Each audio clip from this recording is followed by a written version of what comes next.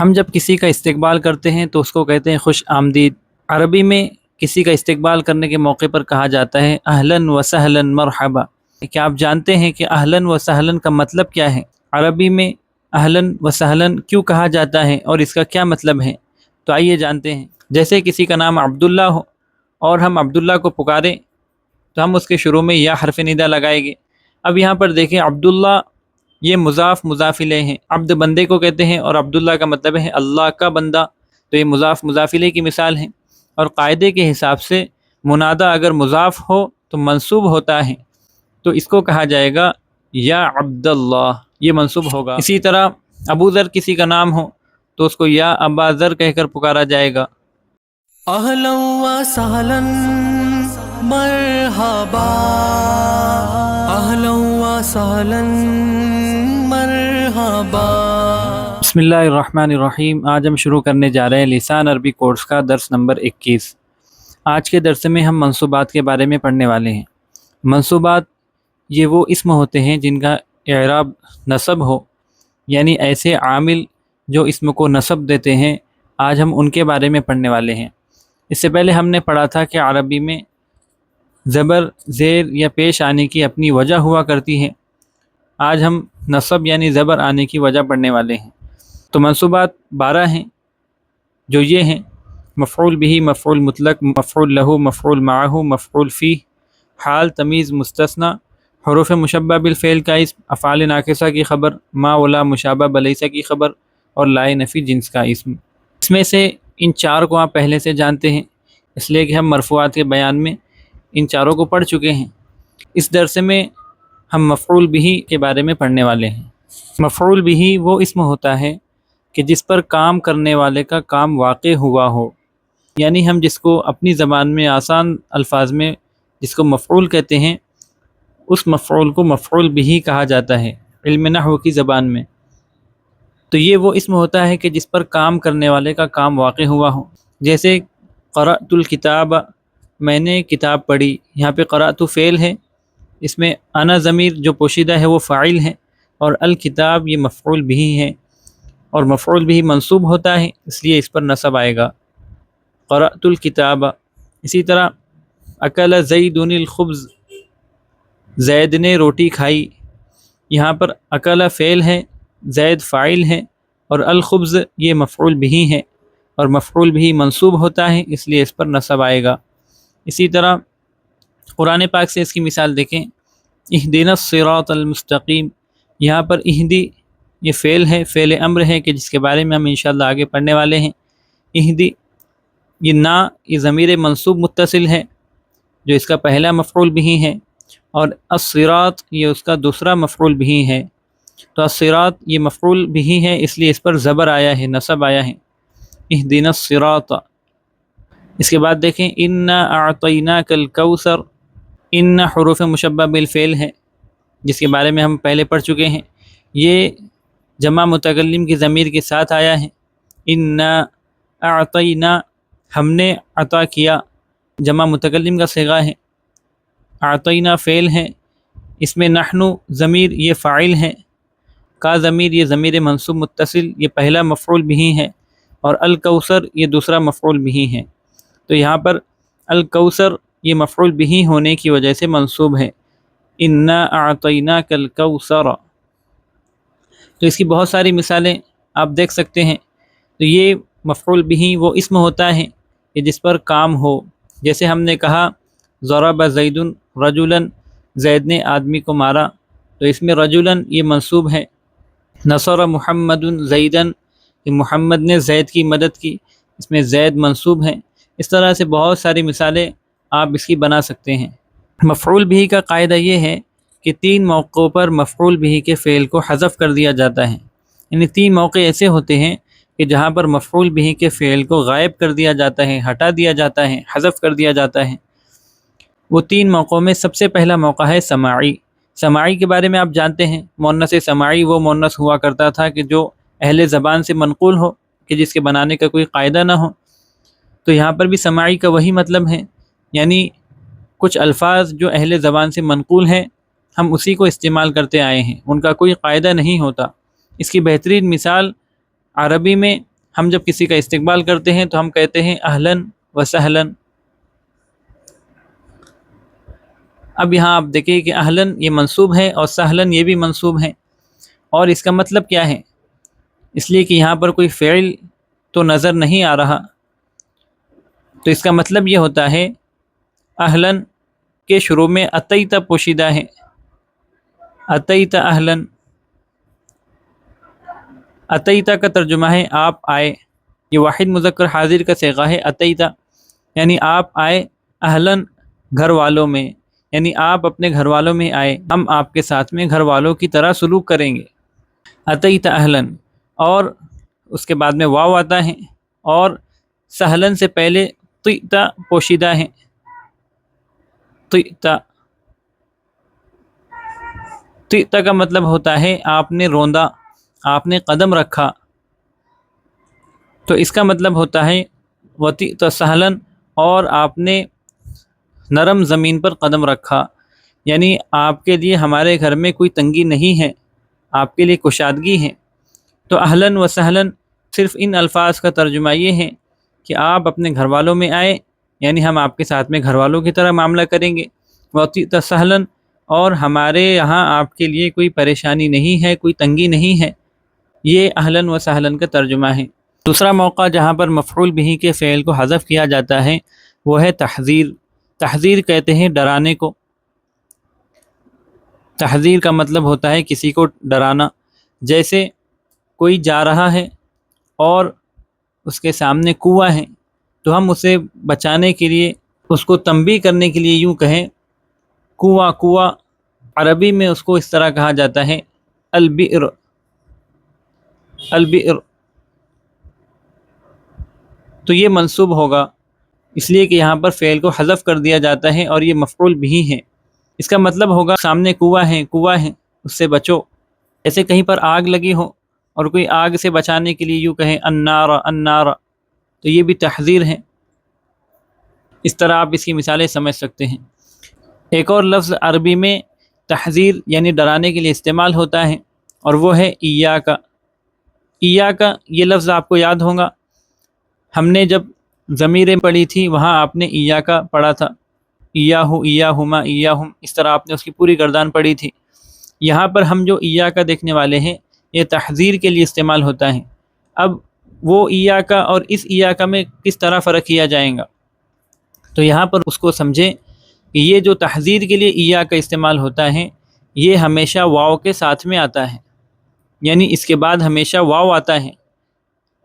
جیسے کوئی کہے ایاک والاسد، ایاک والاسد، شیر سے بچو، تو یہاں پر والاسد یہ مفعول بہ ہے اور یہ منصوب ہوگا، اور وجہ اس کی یہ ہے کہ اصل میں یہ جملہ ہے اتقی نفسک من الاسد، کہ اپنے آپ کو شیر سے بچاؤ۔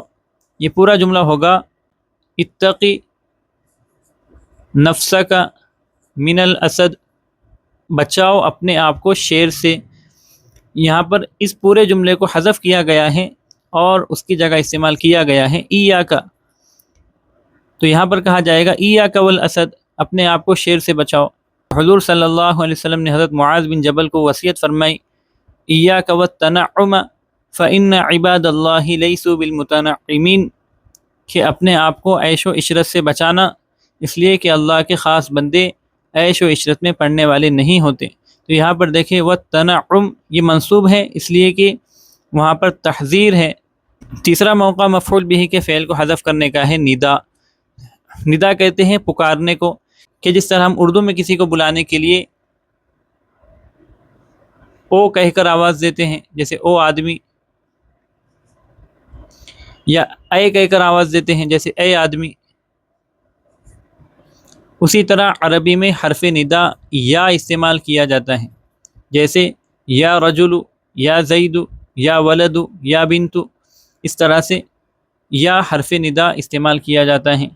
تو جب ہم عربی میں حرف ندا یا کے ذریعے کسی کو بلائیں گے اور پکاریں گے تو بلانے والے کو کہا جائے گا منادی، اور جس کو بلایا جائے گا اس کو کہا جائے گا منادا۔ منادی کہتے ہیں بلانے والے کو، اور جس کو بلایا جائے اس کو کہتے ہیں منادا، یعنی جس کو بلایا گیا۔ تو یا جو ہوتا ہے یہ اصل میں ادعو کے قائم مقام ہوتا ہے، یہاں پر ادعو یہ فعل حذف ہوتا ہے. ادعو کہتے ہیں میں بلاتا ہوں. ادعو یہ واحد متکلم کا صیغہ ہے دعا یدعو سے. ادعو کا مطلب ہے میں بلاتا ہوں. تو ہم نے کہا یا رجل تو اس کا مطلب ہوگا ادعو رجلاً کہ میں آدمی کو بلاتا ہوں. منادا منصوب کب ہوگا؟ اس اعتبار سے منادا کے 3 قاعدے ہیں. سب سے پہلا قاعدہ یہ ہے کہ منادا یعنی جس کو پکارا جا رہا ہے وہ اگر مفرد معرفہ ہو یا نکرہ معینہ ہو. مفرد معرفہ یعنی واحد ہو اور معرفہ ہو، یا نکرہ ہو اور متعین ہو، تو ان دونوں صورتوں میں مرفوع ہوگا. جیسے ہم کسی کو پکار رہے ہیں اور وہ مفرد معرفہ ہے، جیسے زید واحد بھی ہے اور معرفہ بھی ہیں، تو ہم جب پکاریں گے یا حرف ندا کے ذریعے تو زید مرفوع ہوگا، اس لیے کہ یہ مفرد معرفہ ہیں، تو اس کو کہا جائے گا یا زید. اسی طرح یا محمد یہ مفرد معرفہ کی مثال ہے. اور نکیرہ معینہ جیسے رجل یہ نکیرہ ہے، لیکن ہم جب کسی کو پکاریں گے تو ہمارے پکارنے کی وجہ سے وہ متعین ہو جائے گا.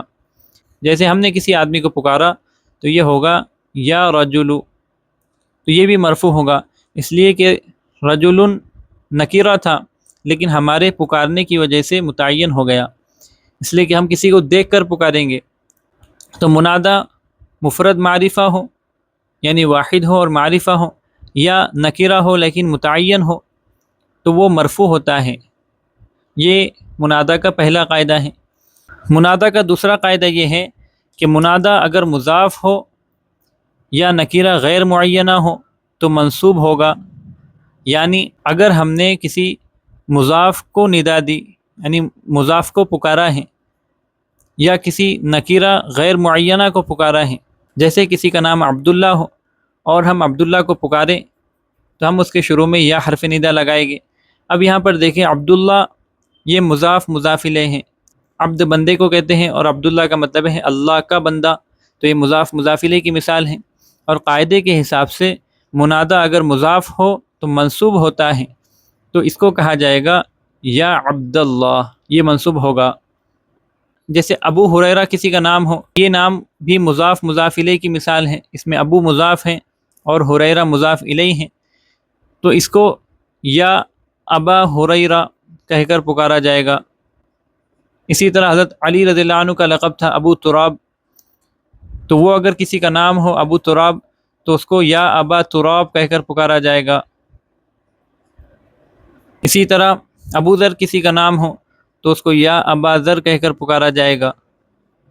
اسی طرح ہم جب دعا مانگتے ہیں اور دعا میں کہتے ہیں یا رب العالمین، تو یہاں پر دیکھیں رب العالمین یہ مضاف مضاف الیہ ہیں، اور جب ہم اس کے شروع میں یا حرف ندا لگاتے ہیں تو رب یہ منصوب ہوگا، اس لیے کہ مضاف کے شروع میں حرف ندا آئے تو وہ منصوب ہوتا ہے، تو یہ ہوگا یا رب العالمین. اسی طرح ہم دعا میں کہتے ہیں یا ارحم الراحمین، تو وہاں پر ارحم الراحمین ارحمہ یہ منصوب ہوتا ہے. تو اس طرح سے منادا جب بھی کسی مضاف پر داخل ہوگا تو اس کو منصوب کر دے گا. نکیرہ غیر معینہ کا مطلب یہ ہے کہ وہ نکیرہ ہو، معرفہ نہ ہو لیکن متعین بھی نہ ہو. جیسے کوئی آدمی اندھا ہو، نابینا ہو، اور وہ کسی کو اپنا ہاتھ پکڑنے کے لیے پکارے تو وہ کہے گا یا رجلا خذ بیدی.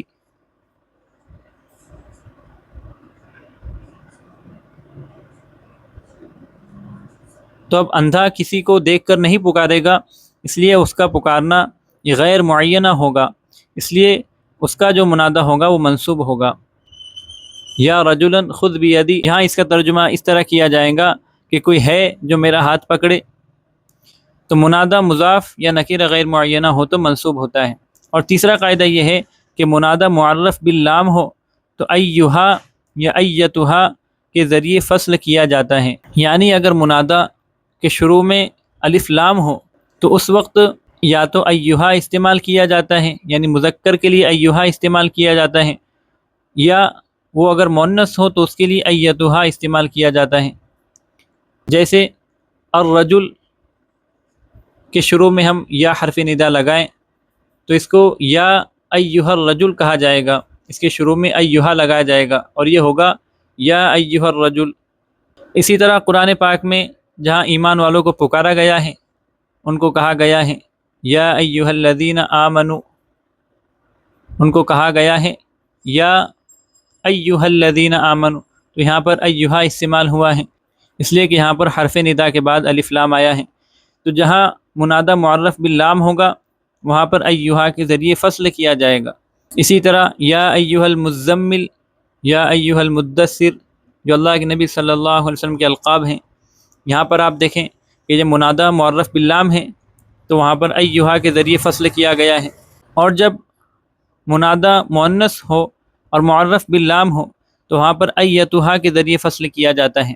جیسے قرآن پاک کی آیت ہے یا ایتھا النفس المطمئنہ، یہاں پر نفس یہ مؤنث ہے تو وہاں پر ایتھا کے ذریعے فصل کیا گیا ہے. تو آپ اس کی زیادہ سے زیادہ مشق کریں اور مثالوں کے ذریعے اس کے قواعد کو سمجھنے کی کوشش کریں. السلام علیکم ورحمۃ اللہ وبرکاتہ. اہلا و سہلا مرحبا، اہلا و سہلا مرحبا.